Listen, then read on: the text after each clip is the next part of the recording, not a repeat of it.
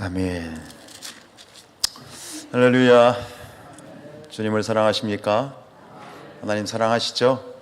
그러니까 이 밤에 이렇게 추운데 나오셨죠. 입추가 시작이 됐는데 입추와 함께 가장 추운 추위가 한 주간도 이렇게 덮쳤는데, 하나님을 사랑한다는 것은 돌이켜보면 말씀을 사랑하는 것이고요, 그 말씀을 사랑한다는 것은 말씀이 있는 예배를 사랑하는 것이고요, 오늘 예배 사모하여 나온 여러분들이 분명히 하나님을 사랑하는 것 맞는 것 같습니다. 오늘 예배를 통해서 하나님의 그 사랑 안에 흠뻑 젖고 돌아가시는 축복이 있기를 축원드립니다. 우리 10절 말씀 읽을까요? 사도들이 돌아와 자기들이 행한 모든 것을 예수께 여쭈니 데리시고 따로 베세다라는 고을로 떠나가셨다. 여기 보면 사도들이 돌아왔다, 제자들이죠. 제자들이 돌아왔다 그랬는데 제자들이 어디가 썼나요? 제자들이 어디를 갔었길래 돌아왔다고 말씀하고 있죠? 네, 지난번 말씀 기억해 보시면 제자들이 예수님의 명을 따라 어디 갔었어요? 전도 여행 갔었죠. 전도 여행. 그래서 전도 파송을 받고 전도 여행을 갔다가 돌아왔어요.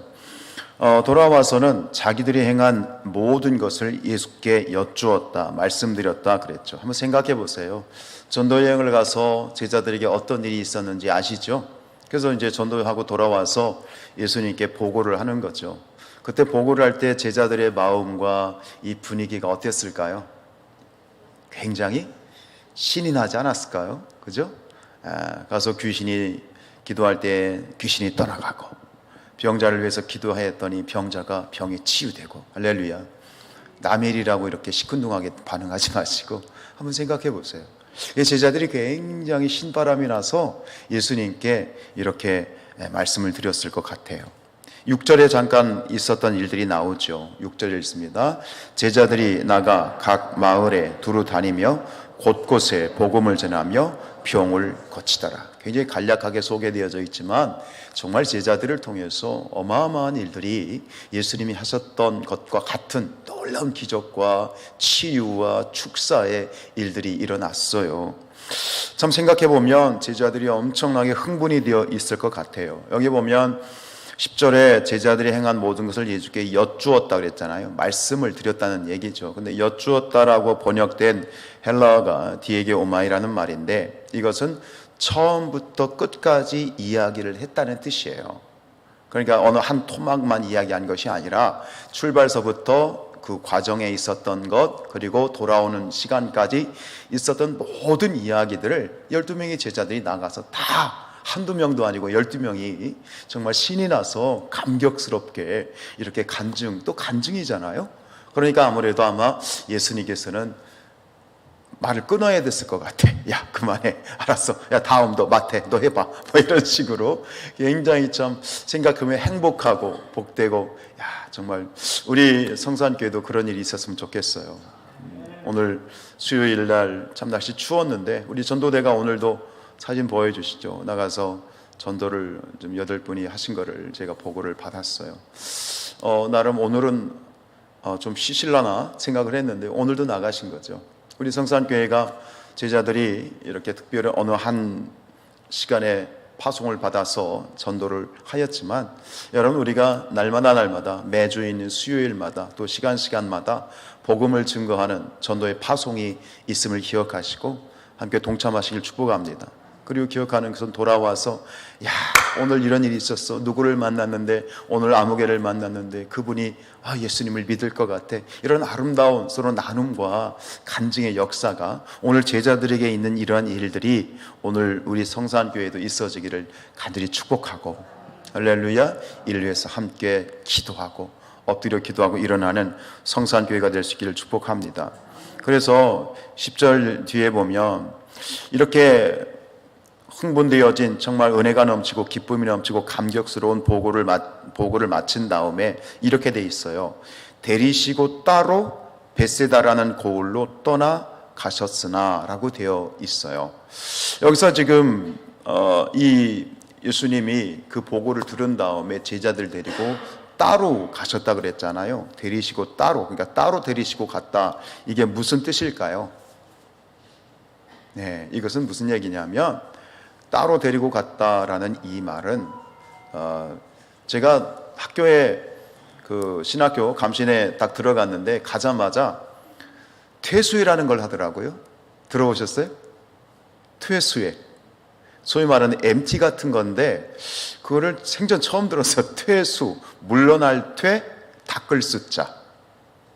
그러니까 이것은 그 삶의 자리에서 잠깐 물러나서 조용한 곳에 가서 함께 이제 소리 말하는 수련회를 하는 거죠. 그러니까 여기서 지금 제자 예수님께서 그 보고대회를 듣고 난 다음에 제자들을 따로 데리시고 따로 이 베세다라는 곳으로 가셨다는 것은 그 목적이 뭐냐면 가서 사역을 위해서 가신 게 아니에요. 제가 말씀드린 무화교에서 퇴소하기 위해서 쉬러 가신 거예요. 이해가 되십니까? 이 부분을 이해를 좀 하셔야 되는 건데, 전도 여행에서 제자들이 또 애를 썼잖아요. 그리고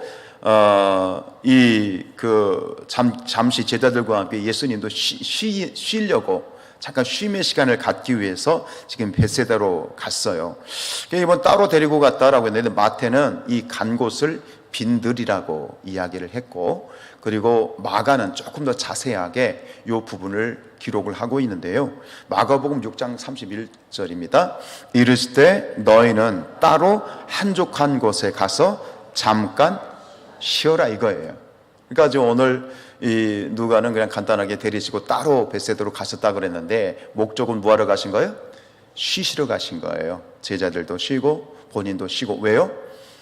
이는 오고 가는 사람이 많아서 음식 먹을 겨를도 없이 밥도 제대로 앉아서 먹을 수 없을 만큼 사역이 엄청나게 바쁘셨다는 얘기고, 제자들도 이제 전도에 갔으니 많이 지쳤을 거 아니에요. 그래서 따로 쉼의 시간을 갖기 위해서 이제 베세다로 가셨는데, 다른 마태나 마가나 요한은 베세다라는 지명을 말하지 않고 그냥 빈들, 한적한 곳, 조용한 곳에 쉬기 위해서는 또 조용한 곳에 가야 되니까 그렇게 표현을 하고 있어요. 그런데 아까 우리가 읽었던 것처럼 10절을 다시 주목을 해보면 이렇게 끝났죠. 베세다라는 고을로 떠나 가셨으나로 끝나요. 베세다라는 곳으로 떠나 가셨다 그러면 되는데, 떠나셨다, 떠나 가셨다, 나는 뭐예요? 그러나 쉬기 위해서 가셨는데 제자들하고 너무 바쁜데 그 바쁜 와중에 좀 억지로 휴가를 좀 월차를 내서 연차를 내서 베세다로 갔는데, 그러나 이게 뭐예요? 뭔가 일이 벌어질 것을 암시하는 대목이지요. 어떤 일이 벌어졌어요? 11절입니다.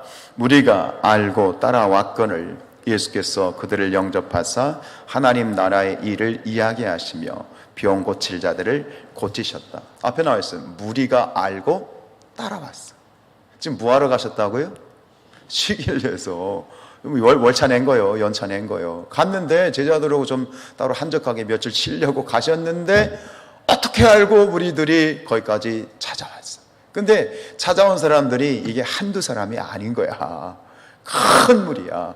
몇 명? 5,000명이라는 숫자의 기준은 누구죠? 어른들요. 성인 남자만 5,000명이에요. 이게 오병이어의 기적이잖아요. 그러니까 아니 쉬겠다고 갔는데 무리들이 어떻게 알고 거기까지 찾아왔는데, 이게 보통 몇십 명도 아니고 몇백 명이 아니라 몇 명? 성인 남자만 5,000명. 그러면은 여자하고 아이까지 하면 최소 10,000명이 넘는다는 얘기거든요. 이게 어마어마한 무리가 그 빈들에 이렇게 모이게 된 거죠. 여기서 이제 다른 복음서를 보면 그들이 무리들이 어떻게 따라왔는지를, 그리고 예수님과 제자들이 어떻게 이동했는지에 대한 부연 설명이 나오는데, 예수님과 제자들이 배를 타고 가셨어요. 갈릴리 건너편에 가신 거예요. 그러니까 사람들이 봤을 때 어디 가시나 보다. 그러면 어디에 가실지를 추측할 수 있어요, 없어요? 정확하게 알 수 있어요, 없어요? 없잖아요. 어디 가시는가 보다. 따라갈까? 거기까지는 할 수 있는데 배 타고 이 호수 건너편으로 가셨단 말이에요. 어디로 가셨을까? 그러니까 이 사람들이 말이에요, 예수님과 제자들을 따라가는데 이게 위치 추적을 한 거예요. 그냥 어디 가셨을까? 정확한 행선지도 모르고 어디 가셨지? 아름아름 어떻게 해가지고 사람들이, 예수님과 제자들은 배를 타고 가셨는데 무리들은 어떻게 표현되냐면 걸어서 거기까지 갔다라고 이 다른 복음서 기자들은 기록을 해요. 이게 무슨, 이 장면을 상상을 해보세요. 배를 타고 갔어. 어디로 가신지 몰라. 그런데 사람들이 그 예수님을 쫓아서 어쨌든 간 걸어서 온 사방에서 서로 이 소식을 교환을 해가지고, 저기 베세다에 예수님이 계시대. 그래가지고 그냥 우르르르 그냥 몰려서 지금 이 상황이, 지금 배경이 펼쳐지게 된 거죠. 참 극성이 있죠. 사람들도 좀 냅두지, 힘들어, 밥 먹을 시간도 없이 바쁜데 좀 냅두지, 그거 예수님 거기까지 쉬겠다고 쫓아가는 그 극성. 그런데 오늘 이 말씀을 이렇게 앞에 부분을 묵상을 하면서 참 그 사람들이 따라갔다라고 하는 거죠. 무리가 알고 따라왔다, 따라갔다라는 이 말씀 표현이 마음에 묵직하게 짓누름이 있어요. 얼마나 극성이에요, 그죠? 그러면서 이런 질문을 하게 돼요. 예수님을 따른다는 것이 무엇인가? 그러면서 제 자신에게 질문하는 것은, 나는 이 무리들처럼 정말 극성스럽게 예수님을 따라가고 있는가? 라는 그러한 이 묵상을 하게 됩니다. 우리 모두는 다 예수님을 따르는 자들이죠. 아멘이죠? 우리 다 예수님 따라 오늘 예배당에 나오셨잖아요. 근데 우리가 예수님을 따라간다는 것, 우리 스스로가 그리스도인으로 살아가면서 예수님을 따르는 자로 살고 있지만, 예수님을 따라간다는 것, 정말 예수님을 이들처럼 극성스럽게 주님을 따라가고 있는가라는 그러한 질문을 하게 됩니다. 여기서 따른다로 번역된 헬라어 원어는 아콜루데오라는 말인데, 이 말은 따라합시다. 아콜루데오. 아콜루데오 말인데, 아콜루데오 좀 어렵죠? 근데 이 말은, 아콜루데오란 말이 사용이 되면 따르려면 무언가가 있어요. 뭘 따른다, 목적어가 나오잖아요. 근데 이 말은 신약성경에서 아콜루데오라는 말이 나오면 그 뒤에는 목적어는 늘 하나예요. 그 목적어가 뭘까요? 무엇을 따른다고 나올까요? 예수님이에요. 그러니까 아콜루데오, 내가 아콜루데오 한다라는 말이 등장하면 그 목적어는 늘 똑같아요. 그 뒤에 누가 나와요? 아콜루데오 누구? 예수님이 나오는 거예요. 그래서 예수님만을 따르는 거죠. 예수님만을. 다른 뒤에 목적어가 붙지 않아요. 오직 따름이라고 하는 것, 예수님을 따른다라고 하는 것은 오직 예수님만을 따른다. 그러면서 구약에 한 사람이 떠올랐어요. 그게 누구냐면 룻이에요. 룻기 아시죠? 룻은 이스라엘 사람이에요? 이방 사람이에요? 이방. 어디? 모압 여자예요. 그래서 이 어머니 나오미, 그리고 시아버지였던 엘리멜렉, 베들레헴에 살던 엘리멜렉과 나오미가 말론과 기럯이라는 아들을 데리고 베들레헴에서 모압으로 떠나요. 베들레헴에 왜 떠난 이유가 뭡니까? 기근이 들어서, 먹을 것이 없어서. 그러니까 저기 모압에 가니까 먹을 것이 있다. 그걸 따라서 먹을 걸 따라서 갔어요. 그런데 가자마자 이 엘리멜렉이 죽었어요. 나오미 입장에서 보면 남편이 죽었어요. 그래가지고 두 아들 데리고 어쨌든 살아야 되는데, 거기서 모압 여인 두 며느리를 삼았는데, 근데 또 자세한 내용은 나오지 않지만 아들 둘이, 말론과 기럯이 죽었네. 또 남편 죽고 남자 씨가 말라버렸어. 그러니까 나오미가 깨달은 것이 있지. 내가 잘못 왔다. 또 그 자기 베들레헴에 또 회복이 돼서 먹을 것이 있대더라. 그래가지고 가려고 하니까, 지금 미 며느리들이 인생이 기구하잖아. 그래 가라. 가라 그러니까 이 첫째 며느리 오르바는 얘 어머니 가겠습니다. 그러고 갔어. 근데 둘째 며느리가 문제예요. 룻이 안 가겠다는 거예요. 야, 나 따라와봤자 소망이 없어. 그리고 제가 해서 네 인생을 살아. 그리고 이제 떨쳐놓고 가려고 하는데, 이 룻이, 그 룻의 고백이 이게 기가 막힌 고백이에요. 그래서 이 룻기서 1장 16절에 이렇게 고백을 해요. 어머니께서 가시는 곳에 나도 가고 어머니께서 머무시는 곳에는 나도 머물겠나이다. 어머니의 백성이 나의 백성이 되고 어머니의 하나님이 나의 하나님이 되시리라. 결국은 이 나오미가 룻이 어떤 여인이래요? 예수님의 족보에 오르는 거예요. 예수님의 조상이 돼요. 이 이스라엘 여인도 아닌 이방 여인, 개 같은 사람을 취급받는 이방의 여인이 예수님의 원조상이 되거든요. 여기서 이 말을, 어머니라는 말을 예수님으로 바꾸면 이것이 예수님을 따름이 아닌가라는 생각이 들어요. 예수께서 가시는 곳에 나도 가고 예수께서 머무시는 곳에서 나도 머물겠나이다. 예수님의 백성이 나의 백성이 되고 예수님의 하나님이 나의 하나님이 되십니다. 이거죠.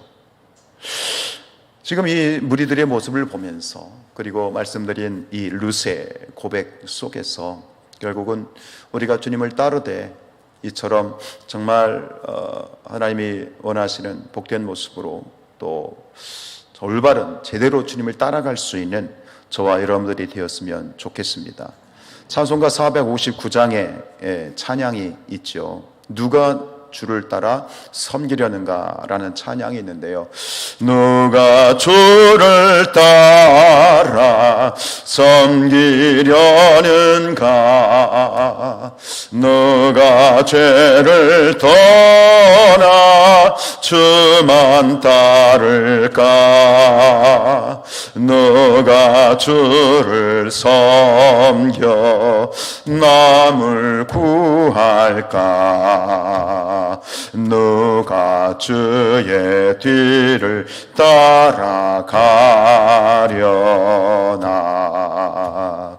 부르심을 받아 주의 은혜로 주를 따라가네,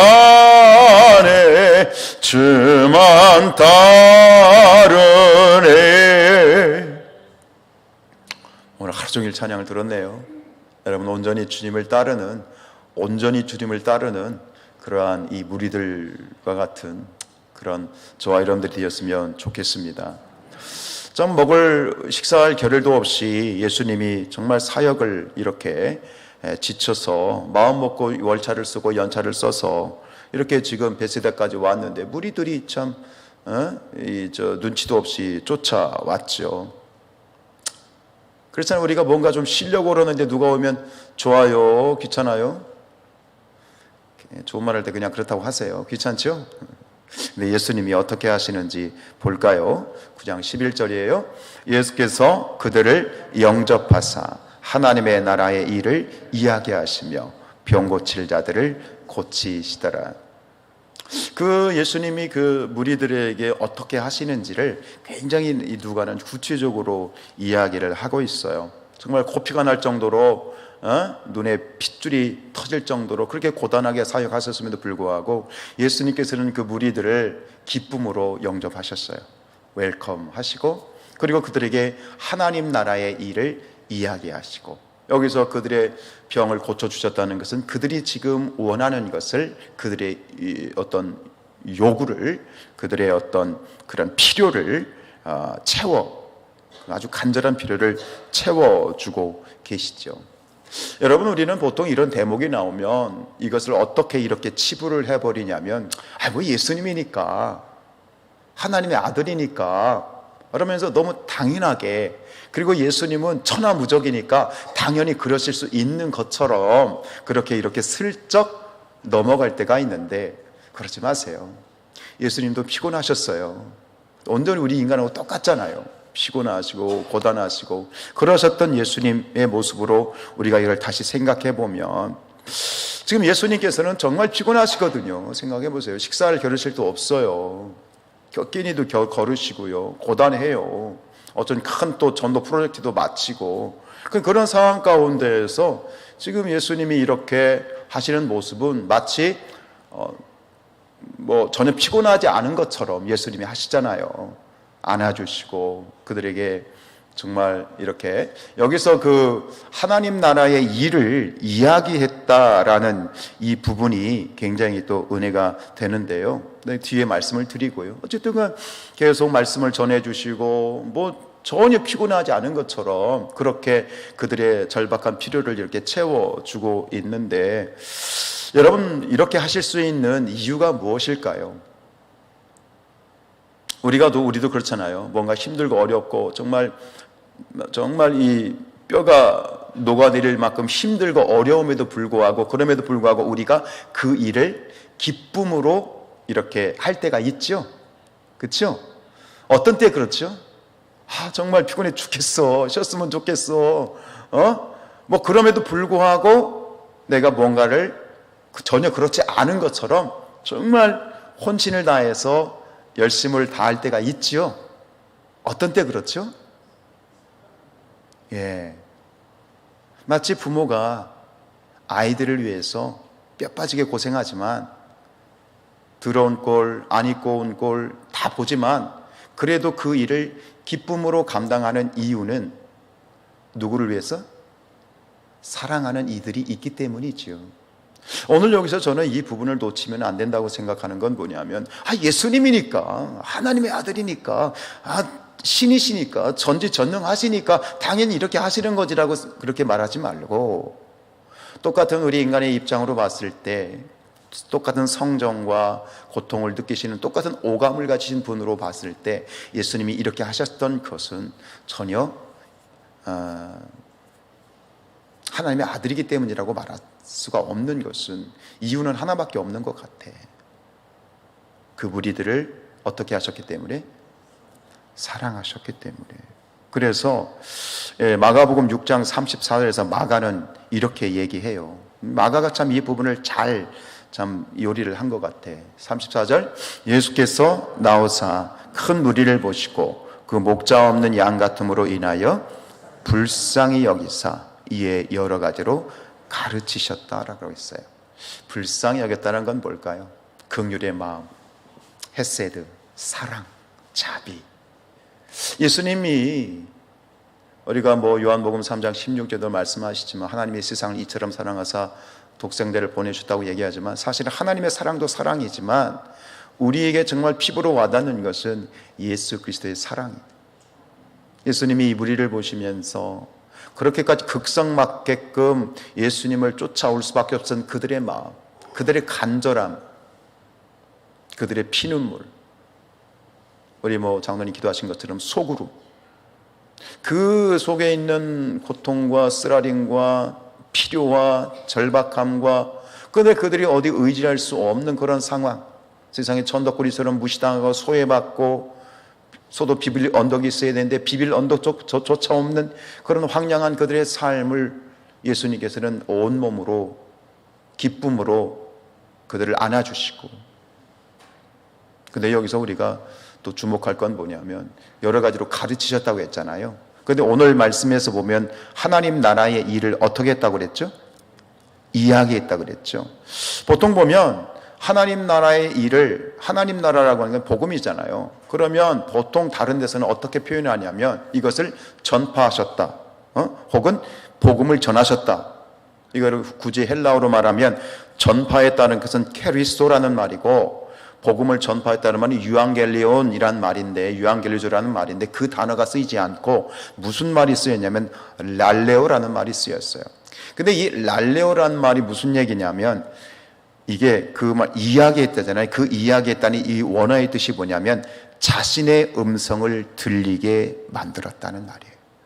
그러니까 예수님은 지금 이 무리들에게 말씀을 하시는데, 하나님 나라의 천국의 복음을 말씀하시는데, 그 천국의 그 복음의 내용도 내용이지만 사실은 그 내용보다 중요한 것은 자신의 그 음성을 들려주는 것.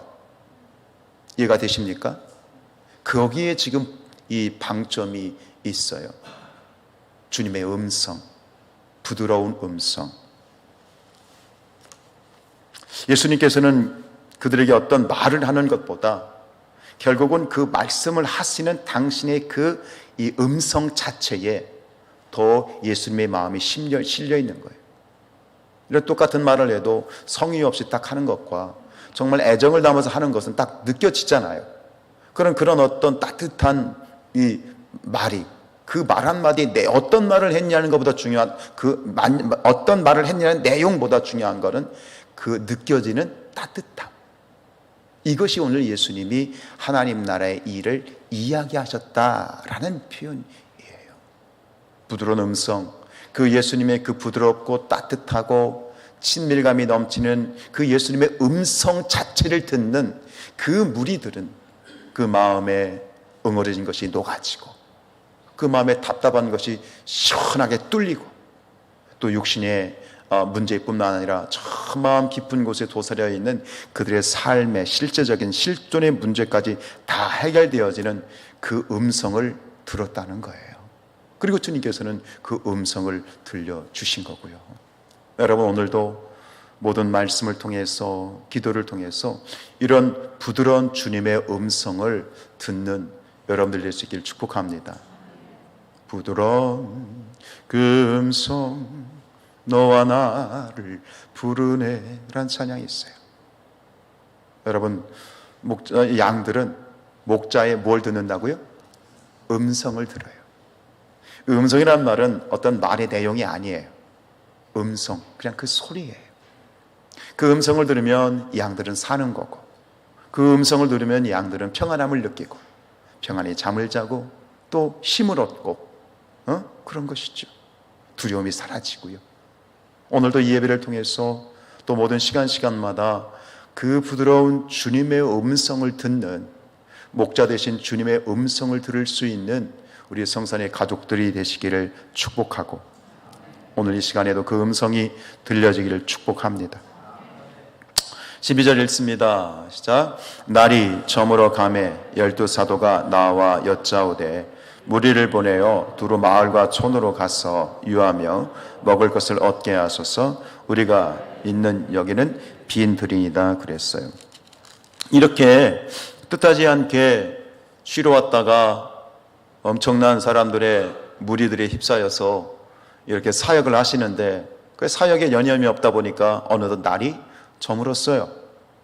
날이 저물었어요. 그러니까 제자들이 예수님께 건의를 한 거예요. 예수님, 이제 오늘 사역은 여기서 그만하시죠.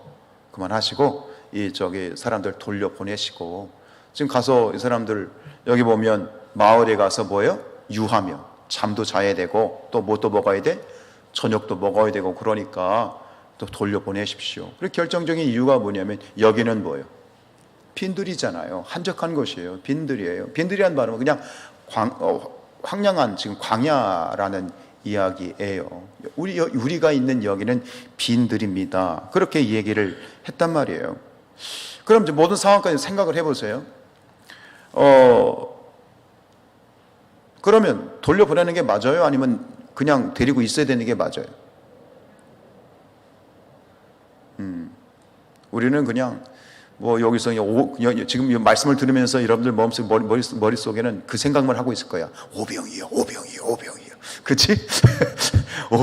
우리는 이게 말씀이 선입견이 생겨가지고 언제 저 얘기 나오나? 오병이요. 오늘 그 얘기 안 해요. 걱정하지 마세요. 그러니까 우리는 지금 이 말씀을 묵상하면서 어느 한 부분에 딱 고착되어 있다 보니까 지금 이 안에 있는 풍성한 어떤 이 메시지들을 놓치고 있는데, 지금 제자들의 말이 합리적이에요. 이게 한두 명도 아니고 20명도 아니고 몇 명이에요? 최소 10,000명이에요. 지금 상황을 보면 감당할 수 없어요. 이게 빈들이에요. 그러니까 돌려보내는 게 맞아요. 저라도 그랬을 것 같아요.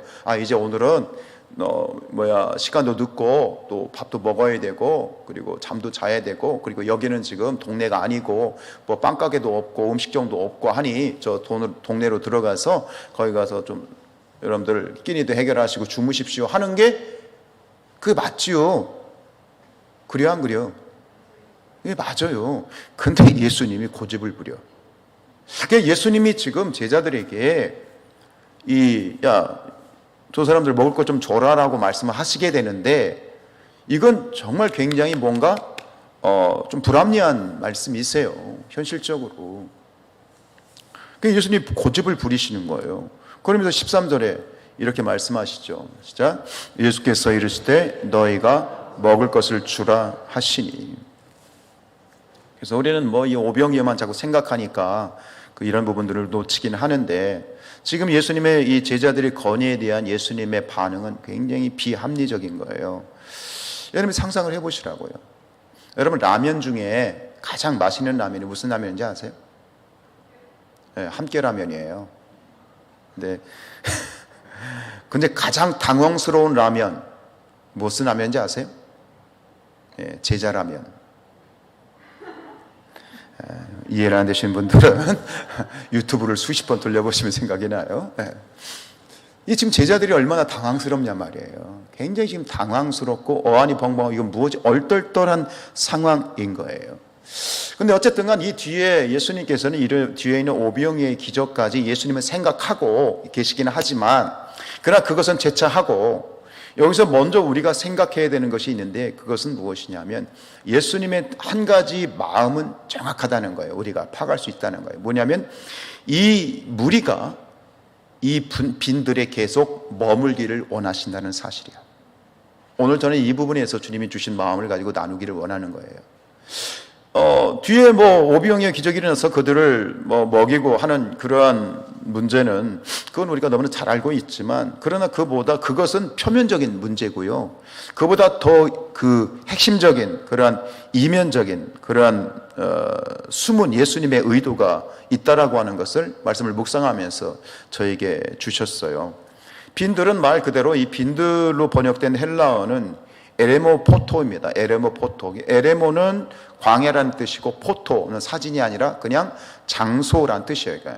그러니까 에레모포토는 뭐예요? 광야 장소. 광야 장소라는 말인데 한마디로 그냥 황량한 불모지예요. 그런데 그곳에 지금 상황으로 봐서는 돌려보내야 되고 가서 끼니를 해결해야 되고 그리고 예수님도 쉬셔야 되는데, 근데 여기서 발견되어지는 예수님의 마음은 제자들이 바로 그 빈들에 머물기를 원하신다는 것, 그 마음을 주셨어요. 그러니까 오늘 이 부분을 해결하기 위해서는 오병이어의 기적에 대한 계획도 있으시지만 그것은 표면적인 것이고 예수님의 숨은 의도가 무엇일까, 그것을 풀어가는 열쇠는 바로 이 빈들, 에레모포토라고 하는 이런 황량한 황무지, 이 빈들의 장소에 어떤 이 좀 의미가 있어요. 이 빈들. 그래서 예수님, 결론적으로 말씀드리면 뭐냐면 예수님은 그 빈들에 머물기를 원하셨고 빈들에 머물러야 되는 이유가 있는데, 바로 그 빈들이 주고 있는 영적인 의미는 뭐냐? 성경에서 빈들 광야가 있어. 이스라엘 백성들이 그 출애굽을 해서 어디에서 40년 동안 살았죠? 광야죠. 예수님이 공생애를 시작하시기 전에 어디에서 40일 동안 금식하셨죠? 광야죠. 제가 두 가지를 말씀드렸지만 이 성경을 보면 굵직굵직한 어떤 성경의 인물들과 사건을 보면 반드시 그들의 이 서론에는 뭐가 등장하냐면 광야가 등장해요. 빈들이 있죠. 그 빈들은 어떤 곳일까요? 바로 훈련받고 양육받는 장소예요. 예수님이 공생애를 시작하시기 전 40일 동안 뭐 하셨어요? 그곳에서 공생애를 준비하셨죠. 즉 예수님께서는 그 빈들에서 자신의 어떤 사역을 위한 나름대로의 수련회를 가지신 거예요. 그게 바로 40일 금식이잖아요. 마태복음 4장 1절입니다. 그때에 예수께서 성령에게 이끌리어 마귀에게 시험을 받으러 광야로 가셨죠. 이게 광야, 이게 빈들입니다. 예수님이 자체 수련회를 하신 거예요. 세례 요한도 보십시오. 세례 요한도 어려서부터 지냈던 곳이 어디냐? 누가복음 1장 80절, 아이가 자라며 심령이 강하여지며 이스라엘에게 나타나는 날까지 언들의 빈들에 있었어요. 그러니까 이 세례 요한도 본격적으로 사역을 하기 전까지 어릴 때부터 그가 머물렀던 곳은 빈들이에요. 그러니까 빈들이라는 건 어떤 곳이냐? 훈련과 양육. 지금 이 무리들에 대해서 예수님이 바로 그런 어떤 뉘앙스를 가지고 바로 그곳에 더 머물기를 원하는 거예요. 그리고 그 이스라엘의 공동체 중에 에세네파라는 그런 공동체가 있어요. 에세네파. 이 에세네파는 뭐냐면 오직 하나님 말씀과 또 기도에 집중하면서, 즉 말씀을 묵상하고 경건한 삶을 살기 위해서 이들은 일부러 어디에 가서 머무르는 사람들이에요? 광야에 가서 머무르는 그러한 신앙의 그런 수도 공동체, 수도원과 같은 그런 공동체가 바로 이 에세네파였어요. 그러니까 바로 그곳, 예수님은 의도하지 않았지만 사람들이 몰려들므로 말미암아 지금 그 빈들에 예수님의 어떤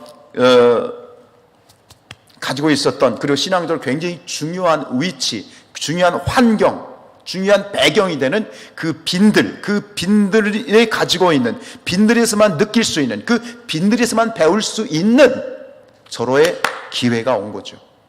그 무리들을 예수님께서는 더 훈련하고, 지금 너희들은 이곳에서 더 뭔가를 배워야 된다라고 하는 그런 가르침을 주시기 위해서 아마 그곳에 머물기를 원하셨던 것 같아요.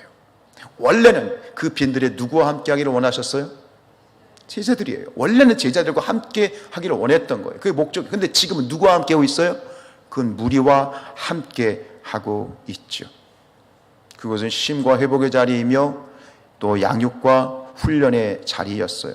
제 생각에는 하나님이 주신 마음은 뭐냐면, 그 빈들에 못내 주님은 그 무리들이 그 빈들에서 떠나는 것이 아쉬우신 거야. 이곳에도 함께 하기를 원하셨고. 여러분, 제가 질문을 드릴 테니까 상상을 해보세요. 자, 이 사건 후에 우리가 아는 것처럼 오병이어의 기적이 일어났어요. 그리고 남자만 어른만 5천 명이 배 터지게 먹고 12광돌이가 남는 오병이어의 기적이 일어났어요. 그러면 이 오병이어의 기적이 끝나고 나서 날이 저물었잖아요. 어두워졌을 거 아니에요. 과연 이 무리들은 어떻게 했을까요? 저기로 동네와 촌으로 갔을까요? 아니면 그곳에 머물렀을까요? 목장에다가 위임을 할게요. 목장에서 나누세요. 저는 어떤 마음이 들었냐면, 간 사람들도 있었겠지만 그 빈들에서 그 무리들이 여전히 남아서 캠프파이어 하면서 그곳을 밤새 올라이트 하면서 또 그곳에서 말씀을 나누는 일이 있지 않았을까 하는 그런 생각이 들었어요. 여러분, 그곳에 머물기를 원하셨던 예수님의 마음, 그 마음 뭐죠? 여전히 그 무리들에 대한 예수님의 어떤 마음? 사랑, 애정.